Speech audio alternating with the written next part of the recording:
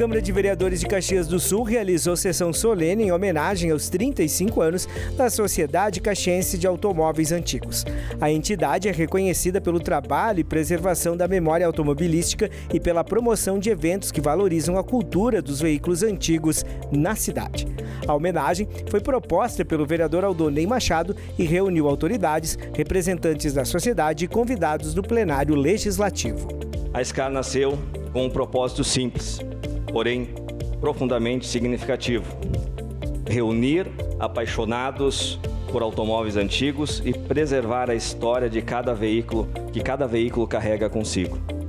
O começo com um pequeno grupo de apenas 10 pessoas, 10 sócios, que se reuniam de forma modesta em diferentes pontos da cidade.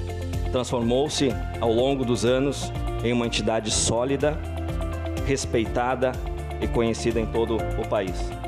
Com dedicação e espírito associativo, a SCAR cresceu, estruturou-se, conquistou sua sede própria e, mais recentemente, ampliou seu espaço para acolher ainda melhor seus associados e visitantes.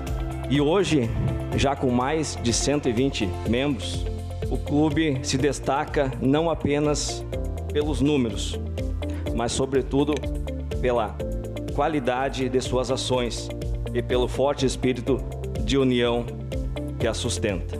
Durante a solenidade, foi entregue uma placa de reconhecimento à trajetória da entidade e à contribuição para a comunidade caxiense. Parabéns a todos que fazem parte dessa grande família e aficionados pelo antigo mobilismo. Somos apaixonados, somos preservadores da história e a cultura do antigo mobilismo. Somos família, somos a SCAR.